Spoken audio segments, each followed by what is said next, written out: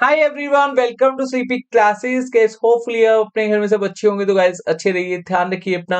And guys आज हम discuss करेंगे घटना चक्र सीरीज में साइंस से रिलेटेड 10 क्वेश्चंस। तो चलिए सेशन को स्टार्ट करते हैं। क्वेश्चन फर्स्ट है math list one and list second. अब देखिए लिस्ट वन में हमें गिवन है limestone, copper, bauxite and manganese. And list second में हमें गिवन है cement, electrical goods, manufacture of aeroplanes and steel. बहुत इजी क्वेश्चन है। सबसे पहले हम यहाँ पर ये देखेंगे कि हमें कौन सा पॉइंट आता है और उसके थ्रू हम यहाँ पर सभी के सभी पॉइंट्स को कनेक्ट करेंगे। और देन ये जो ऑप्शंस हमें गिवन है ये हम अपने आप ही ठीक कर लेंगे। तो देखिए कॉपर हम सब जानते हैं किस लिए यूज होता है, for the making of electrical wire.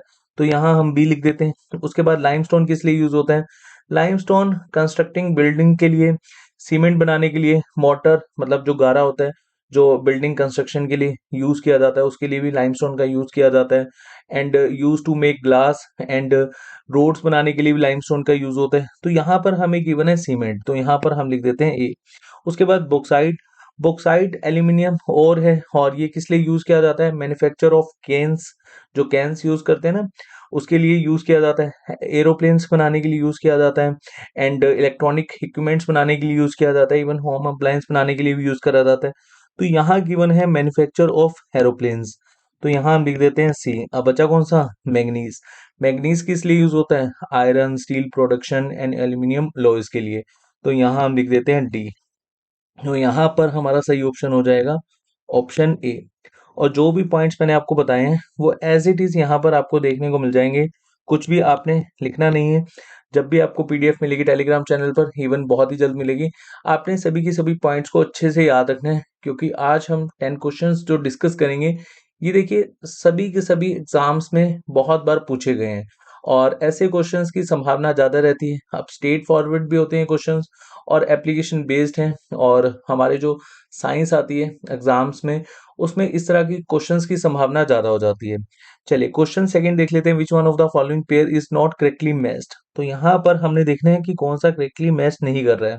तो A dry ice, solid carbon dioxide, B है mustard gas, poisonous liquid used in chemical warfare, and C है Teflon polymer containing fluorine, and D है fluorine organic compounds containing fluorine.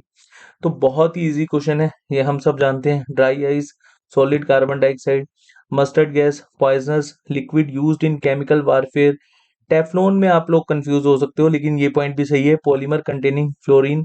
लेकिन ये वाला point आपका गलत हो जाएगा क्योंकि जो फ्लोरीन है ये प्योर कार्बन मॉलिक्यूल कंपोस्ट, मतलब एक तरह से 16 एटम्स ऑफ कार्बन से मिलकर हम एक फ्लोरीन को बनाते हैं डिफरेंट डिफरेंट शेप में। एक बकमिंस्टर करके फ्लोरीन है, बहुत बार एग्जाम में पूछा जाता है और ये फ्लोरीन की टाइप ही होती है। ये कौन सी शेप का होता है, ये क्वेश्चन हमेशा हमेशा से पूछा जाता है, होलोस्फीयर।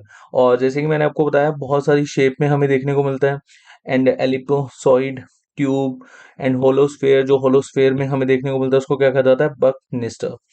चलिए मिनिस्टर नहीं मिनिस्टर। उसके बाद नेक्स्ट क्वेश्चन है math list one and list second. अब देखिए लिस्ट वन में हमें गिवन है कंपाउंड एंड लिस्ट सेकंड में हमें गिवन है यूसेस। तो हम यहाँ पर सबसे पहले देखेंगे कि इजी वन कौन सा है। पर पहले हम यहाँ पर देख लेते हैं लिस्ट वन में जो कंपाउंड गिवन है, cellulose nitrate, potassium sulphate, potassium salt and calcium oxide. And uses क्या है, soft soap, gunpowder, fertiliser of fatty acid and glass. अब यहाँ पर सबसे इजी है कैल्शियम ऑक्साइड। अब कैल्शियम ऑक्साइड किस लिए यूज होता है, ग्लास के लिए। तो यहाँ हम डी लिख देते हैं। उसके बाद सबसे इजी है potassium sulphate.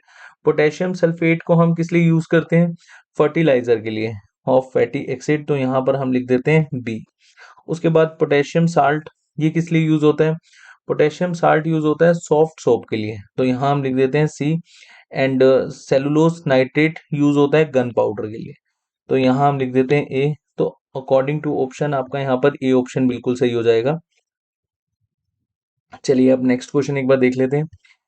The gas used in manufacture of वनस्पति घी फ्रॉम वनस्पति ऑयल। आप देखिए वनस्पति ऑयल से जब हम वनस्पति घी बनाते हैं तो कौन सी गैस को यूज किया जाता है। अब ये तो बहुत ही इजी है क्योंकि जब वनस्पति घी को हम मैन्युफैक्चर करते हैं और इस प्रोसेस को बेसिकली कहा जाता है हाइड्रोजनेशन। तो इससे भी आप आइडिया लगा सकते हैं। तो कौन सी गैस का यहाँ पर यूज होता है, हाइड्रोजन का। और यहाँ पर आपने याद रखना है कि इस प्रोसेस को क्या कहा जाता है, hydrogenation. And vegetable oil contains unsaturated fatty acid, और जब हाइड्रोजनेशन हम लोग करते हैं तो ये कन्वर्ट हो जाता है सैचुरेटेड फैटी एसिड में, और उसी से ही वनस्पति घी बनता है। चलिए नेक्स्ट क्वेश्चन एक बार हम देख लेते हैं। Which compound when dissolved in water conducts electricity and forms a basic solution. ये काफी अच्छा क्वेश्चन है और थोड़ा सा कंफ्यूज करेगा, क्योंकि देखिए यहाँ पर HCl और NaOH, इन दोनों में आप कंफ्यूज हो सकते हो, बाकी के ऑप्शन यहाँ पर सही नहीं है। तो यहाँ पर ये दोनों ऑप्शन में से आप सोचिए कि कौन सा सही है, क्योंकि अगर हम देखें NaOH and HCl both are strong electrolyte, लेकिन यहाँ पर NaOH जो है ये एक तरह से बेसिक सॉल्यूशन प्रोवाइड करवाता है जब ये डिसॉल्व हो जाता है वाटर में। तो यहाँ पर आपका ऑप्शन डी बिल्कुल सही हो जाएगा, HCl यहाँ पर सही नहीं है। वैसे दोनों ही स्ट्रॉन्ग इलेक्ट्रोलाइट है। चलिए उसके बाद नेक्स्ट क्वेश्चन देख लेते हैं। नेक्स्ट क्वेश्चन में हमने देखना है list one and list second. अब लिस्ट वन में नोबल गैसेस दी हुई हैं एंड लिस्ट सेकंड में है यूसेस। तो यहाँ पर देख लेते हैं कौन कौन सी नोबल गैस हमें गिवन है। Argon, neon, krypton, xenon. अब यहाँ पर यूसेस क्या है? In lights for advertising display, airport landing lights and in lighthouse, light in photographers flash gun, and in tungsten filament to last longer. अब ये तो बहुत इजी क्वेश्चन है। देखो आर्गन को हम यूज करते हैं in tungsten filament to last longer, तो यहाँ पर हम लिख देते हैं ए। उसके बाद नियॉन किस लिए यूज होता है? In light for advertising display, तो यहाँ पर हम लिख देते हैं बी। उसके बाद क्रिप्टॉन किस लिए यूज होता है? Airport landing lights and in lighthouses. आज सभी सभी क्वेश्चन हम बिल्कुल स्ट्रेट फॉरवर्ड डिस्कस कर रहे हैं और एप्लीकेशन बेस्ड क्वेश्चन है, और इनकी संभावना हमारे एग्जाम में सबसे ज्यादा होती है। तो यहाँ हम लिख देते हैं सी। उसके बाद जिनोन किस लिए यूज होता है? Light in photographers flash gun, तो यहाँ हम लिख देते हैं डी। तो हमारा कौन सा ऑप्शन सही हो जाएगा? Option D. चलिए नेक्स्ट क्वेश्चन देख लेते हैं। The alkaloid caffeine is present in.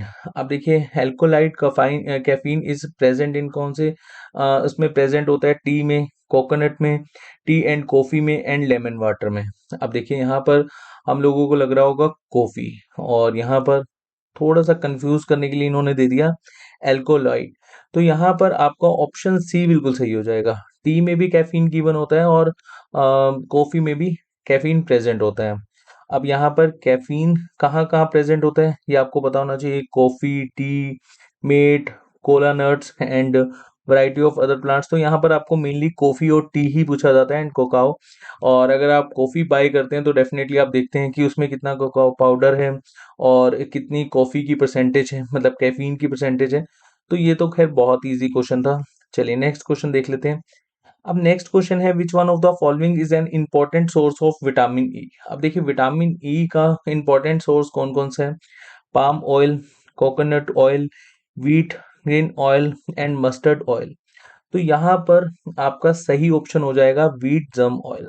Option C का बिल्कुल सही हो जाएगा। वैसे विटामिन ई हमें कहाँ कहाँ से प्रोवाइड होता है?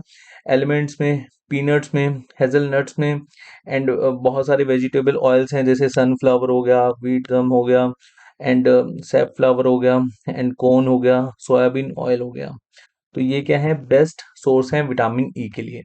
उसके बाद ये तो खैर बहुत इजी क्वेश्चन है। जो मोबाइल फोन होता है उसका जो चार्जर होता है इसको हम बेसिकली किस तरह से देखते हैं? Inverter, UPS, a step up transformer, a step down transformer.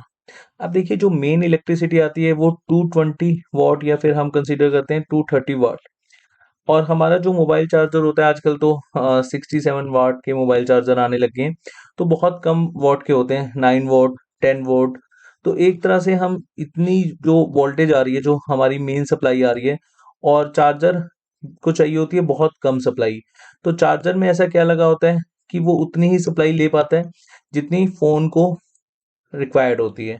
तो यहाँ पर हम यूज करते हैं स्टेप डाउन ट्रांसफार्मर का। तो ऑप्शन डी आपका बिल्कुल सही हो जाएगा। और आज का जो हमारा लास्ट क्वेश्चन है, डेफिशिएंसी ऑफ आयोडीन कॉजेस। अब आयोडीन की कमी से हमें कौन सा रोग होता है? तो यहाँ पर हम लोग याद रखेंगे तो कौन सा रोग होता है हमें? यहाँ आपका ऑप्शन सही हो जाएगा, ऑप्शन सी बिल्कुल सही हो जाएगा, गोइटर। तो यहाँ पर एक बार हम देख लेते हैं। एनीमिया की कमी से हो जाता है, मतलब यहाँ पर हेमोग्लोबिन की कमी से हो जाता है एनीमिया, एंड आयोडीन की कमी से हो जाता है गोइटर। और विटामिन बी की कमी से हो जाता है बेरी एंड विटामिन बी की कमी से प्लेगरा भी हो जाता है एंड स्कर्वी विटामिन सी की वजह से, जो रिकेट्स होता है विटामिन डी की कमी से। अब यहाँ पर जो स्कर्वी है, यहाँ विटामिन सी ना आकर कई बार एस्कॉर्बिक एसिड भी आ जाता है, तो बात एक ही है। उसके बाद नाइट ब्लाइंडनेस, ये विटामिन ए की कमी से होता है। अब देखिए विटामिन ए की कमी से होने वाले रोग कौन कौन से हैं? ज़ेरोपैथेलीमिया। अब ज़ेरोपैथेलीमिया क्या होता है, ये फिर कभी हम एक सेशन में डिस्कस करेंगे। अगर आपने ईपीएफओ के मेरे लेक्चर्स देखे होंगे जहाँ पर हमने 60 डेज का एक स्पेशल कोर्स लाया था, और वहाँ पर मैंने डिसीज से रिलेटेड एक सेशन लिया हुआ है और मैम ने भी डिसीज से रिलेटेड बहुत सारे सेशन लिए हुए हैं। होपफुली आपने वो सेशन देखे होंगे और ये सभी के सभी जो पॉइंट्स हैं वो आपको क्लियर हो गए होंगे। डर्माटोसिस, ये विटामिन ए की कमी से होता है। तो यहाँ पर ये बेसिक से मैंने आपको कुछ यहाँ बता दिए कौन कौन से डिजीज, कौन कौन से किस किस की कमी की वजह से होते हैं। तो आज जो हमने 10 क्वेश्चन डिस्कस करे हैं बिल्कुल स्ट्रेट फॉरवर्ड क्वेश्चंस हैं। अब देखिए इस तरह के क्वेश्चंस भी हमारे एग्जाम में पूछे जाते हैं, डिफिकल्ट तो आते ही आते हैं, लेकिन जो इजी क्वेश्चन आते हैं हम उनमें सबसे ज़्यादा कंफ्यूज होते हैं, तो इनमें भी हमने पकड़ बनानी है। और जो हमारे मुश्किल क्वेश्चन है वो तो हम डिस्कस करते ही रहेंगे। तो आज के सेशन में इतना ही। होपफुली इस सेशन में जितने भी क्वेश्चन हमने डिस्कस करे आपको कोई भी डाउट नहीं रहा होगा। अगर इनकेस आपका कोई डाउट है प्लीज़ कमेंट सेक्शन में पोस्ट करिएगा। नेक्स्ट सेशन में बहुत जल्द मिलेंगे। तब तक के लिए अपना ध्यान रखिए। Thank you so much.